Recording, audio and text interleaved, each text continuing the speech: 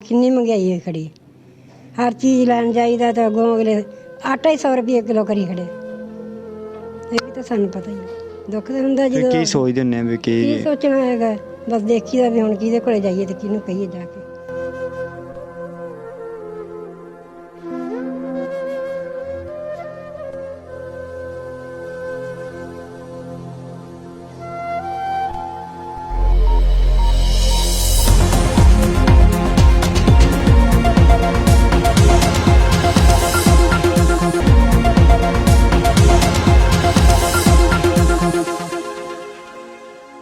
अस्सलाम वालेकुम नाज़रीन, मैं आपका मेज़बान मुदस्सिर अली और आप देख रहे हैं राज टीवी। नाज़रीन, मैं आप तक कोई ना कोई स्टोरी कहानी पहुंचाता रहता हूं और उन लोगों से मिलवाने की कोशिश करता हूं जो सफ़ेद पोश हैं और अपने हालात की वजह से परेशान हैं, तंग हैं। आज जिस मां जी से मैं आपकी मुलाकात करवाने जा रहा हूं, उनका नाम साबरा बीबी है।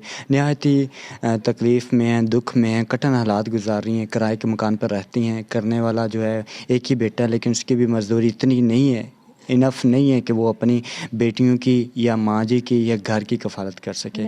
ऐसे हालात में क्या होता है, और मेरा हमेशा से आपसे रिक्वेस्ट रही है कि प्लीज़ खुदा अपने इर्द गिर्द देखा करें और ऐसे लोगों को वो तलाश करके उनका सहारा बने, क्योंकि सफ़ेद पोश लोग किसी के आगे हाथ तो नहीं फैलाते हैं, लेकिन ये वाकई बहुत सारे दुखों से मजबूर होते हैं। अस्सलाम वालेकुम माँ जी। माँ जी कैसी हैं आप? भाई ਬੱਚਾ ਮਜ਼ਦੂਰੀ ਕਰਦਾ ਹੈ, ਆਪ ਲੋਕਾਂ ਦਾ ਕੰਮ ਕਰਦੀ ਆ ਘਰ ਬਹਿ ਕੇ, ਕਿਸੇ ਦੇ ਮੰਜੇ ਭਰਤੇ, ਕਿਸੇ ਦਾ ਬਿਸਤਰਾ ਸੀਤਾ, ਜੋ ਕੰਮ ਆਉਂਦਾ ਘਰੇ ਬਹਿ ਕੇ ਕਰਦੀ ਆ। 4000 ਕਿਰਾਇਆ ਭਰਦੇ ਆ ਮਕਾਨ ਦਾ, ਹੋਰ ਸਾਡਾ ਕਰਨ ਵਾਲਾ ਹੈ ਨਹੀਂ। ਬੱਚੀਆਂ 4 ਆ ਉਹਦੀਆਂ, ਬੱਚਾ ਹੈ ਕੋਈ ਨਹੀਂ। ਅੱਛਾ, ਤੇ ਉਹ ਤੁਹਾਡੇ ਸ਼ੌਹਰ ਕਿਦੋਂ ਕੋ ਫੌਤ ਹੋਏ ਸੀ? ਹੁਣ ਤੇ ਅੱਜ ਤੋਂ 30-35 ਸਾਲ ਹੋ ਗਏ ਬਈ। ਬੱਚੇ ਮੇਰੇ ਬਿਲਕੁਲ ਹੀ ਛੋਟੇ ਸੀਗੇ। ਬੱਚੀ ਮੇਰੀ 9 ਮਹੀਨਿਆਂ ਦੀ ਸੀ, ਇੱਕ ਬੱਚਾ 5-6 ਸਾਲਾਂ ਦਾ ਸੀ, ਇੱਕ 3-4 ਸਾਲਾਂ ਦਾ ਸੀਗਾ। ਬਸ 3 ਬੱਚੇ ਸੀ। ਤੇ ਉਹ ਪਲ ਤੇ ਗਏ ਬੱਚੇ, ਤਾਂ ਪਲ ਗਏ, ਲੇਕਿਨ ਜਦੋਂ ਲੋਕਾਂ ਦੀ ਇਮਦਾਦ ਨਾਲ ਹੀ ਪਲੇ। ਕੋਈ ਈਦ ਬਕਰੀਦ ਕੋਈ ਦੇ ਜਾਂਦਾ ਸੀਗਾ, ਕੋਈ ਆਪ ਕਰਦੀ ਸੀ, ਕੋਈ ਕਪਾਵਾਂ ਚੁਗਦੀ ਸੀ। ਉਦੋਂ ਹਿੰਮਤ ਹੈਗੀ ਸੀ, ਹੁਣ ਨਹੀਂ ਜਾਇਆ ਜਾਂਦਾ। ਹੁਣ ਘਰ ਬਹਿ ਕੇ ਹੀ ਕਰਦੀ ਹਾਂ। ਹੁਣ ਘਰ ਬਹਿ ਕੇ ਅੱਜ ਕੱਲ੍ਹ ਕੀ ਕਰਦੇ ਹੋ ਤੁਸੀਂ? ਅੱਜ ਕੱਲ੍ਹ ਮੰਜੇ ਤੁਹਾਨੂੰ ਦੱਸਦੀ ਹਾਂ, ਮੰਜੇ ਲੋਕਾਂ ਦੇ ਆਉਂਦੇ ਉਹ ਭਰਦੀ ਹਾਂ, ਬਿਸਤਰੇ ਆ ਜਾਂਦੇ ਆ, ਸਿਆਲ ਆਊਗਾ ਉਹ ਸੀ ਦੂੰਗੀ। ਆਪ ਘਰ ਬੈਠ ਕੇ ਛਾਬੇ ਬਣਾਈ ਜਾਂਦੀ ਤੁਹਾਡੇ ਕੋਲ ਹੀ। ਕੰਮ ਇਹ ਵੀ ਕਰਦੀ, ਮਸ਼ੀਨ ਦਾ ਕਰਦੀ ਹਾਂ, ਕੱਪੜੇ ਸੀ ਦਿੰਦੀ ਹਾਂ।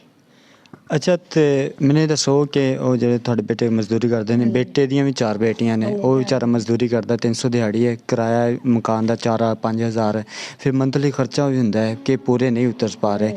ਤੇ ਖਲਾ ਜੀ, ਇਹ ਆਪਣੀ ਜ਼ਿੰਦਗੀ ਹੈ, ਸਫੇਦ ਪੋਸ਼ਣ ਦੀ ਜ਼ਿੰਦਗੀ, ਤੇ ਤੁਹਾਨੂੰ ਕਦੀ ਦੁੱਖ ਵੀ ਹੋਇਆ ਹੋਗਾ, ਤਕਲੀਫ ਵੀ ਹੁੰਦੀ? ਹੁੰਦਾ ਬੜਾ ਹੁੰਦਾ ਭਾਈ, ਦੁੱਖ ਤਾਂ ਹੁੰਦਾ। ਜਦੋਂ ਕੀ ਸੋਚਦੇ ਹੁੰਦੇ ਵੀ ਕੀ ਸੋਚਣਾ ਹੈਗਾ, ਬਸ ਦੇਖੀਦਾ ਵੀ ਹੁਣ ਕਿਹਦੇ ਕੋਲੇ ਜਾਈਏ ਤੇ ਕਿਹਨੂੰ ਕਹੀਏ ਜਾ ਕੇ। ਅੱਛਾ, ਤੇ ਕੀ ਅੱਜ ਕੱਲ੍ਹ ਕਿਹੜੇ ਮਸਲੇ ਮਸਾਇਲ ਨੇ? ਵੀ ਤੁਹਾਨੂੰ ਵੀ ਖਾਣ ਪੀਣ ਦਾ ਮਸਲਾ ਹੈ ਜਾਂ ਦੂਸਰੇ ਮਸਲੇ? ਖਾਣ ਪੀਣ ਦੀ ਤਾਂ ਫਿਰ ਤੁਹਾਨੂੰ ਪਤਾ ਹੀ ਹੈ, ਬਹੁਤੀ ਤੰਗੀ ਅੱਜ ਕੱਲ੍ਹ ਕਿੰਨੀ ਮਹਿੰਗਾਈ ਹੈ ਖੜੀ। ਹਰ ਚੀਜ਼ ਲੈਣ ਜਾਈਦਾ ਤਾਂ ਅੱਗੋਂ ਅਗਲੇ ਆਟਾ ਹੀ 100 ਰੁਪਏ ਕਿਲੋ ਕਰੀ ਖੜੇ। ਇਹ ਵੀ ਤਾਂ ਸਾਨੂੰ ਪਤਾ ਹੀ ਹੈ। ਤੇ ਇਹ ਫਿਰ ਮਹੀਨੇ ਦਾ ਖਰਚਾ ਕਿੰਨਾ ਕੁ ਹੋ ਜਾਂਦਾ ਤੁਹਾਡਾ? ਮਹੀਨੇ ਦਾ ਖਰਚਾ ਹੁਣ ਬੱਚੇ ਵੀ ਤਾਂ 4 ਹੈਗੇ ਆ, 2-3 ਅਸੀਂ ਆਪ ਹੈਗੇ, 6-7 ਦੀਆਂ।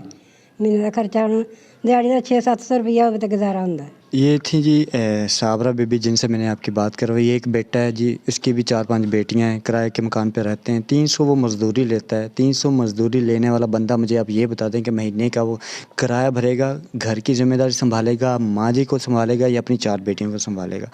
खुदारा मेरी आप सबसे रिक्वेस्ट है कि आप सब जितने भी मेरे व्यूअर्स हैं, फॉलोअर्स हैं, जितने भी लोग वीडियोस देख रहे हैं, इन माँ जी की आप हेल्प करें, क्योंकि ये माँ जी वाकई आपकी हेल्प की, मदद की हकदार हैं। ऐसे सफ़ेद पोश को ढूंढ के इर्द गिर्द उनका सहारा बने, वरना ये माशरा जो है इन लोगों पर ज़िंदगी तंग कर देता है। हर बंदा ही हालात से तंग है, लेकिन अगर आप सखी बन जाएं, अपने हाथ से दें, तो आपकी भी मुश्किलात आसानियों में तब्दील होंगी, और इन माँ जी की भी, और इन सब की मुश्किलात आसानी में तब्दील होंगी। मेरा जो है इन माँ जी का जो कॉन्टेक्ट नंबर है, अकाउंट नंबर है, या मेरा जो अकाउंट नंबर है, वो आपको स्क्रीन पे शो हो रहा है। तो मेहरबानी इनके अकाउंट नंबर में जितने भी आप डोनेशन देना चाहते हैं वो सेंड कर दें, या मेरे अकाउंट में नंबर आप डोनेट करना चाहते हैं तो भी आपकी इमदाद, दी हुई इमदाद इन तक पहुँचेगी। तो ऐसे लोगों का आप ख्याल रखें। जाने से पहले यही कहूँगा कि इस तरह की अगर आपके पास स्टोरी या कहानी है तो हमारे साथ रब्ता करें। मिलते हैं नेक्स्ट वीडियो में, लेकिन हमारे चैनल को सब्सक्राइब करें, फॉलो करें, शेयर करें। अल्लाह हाफ़िज़।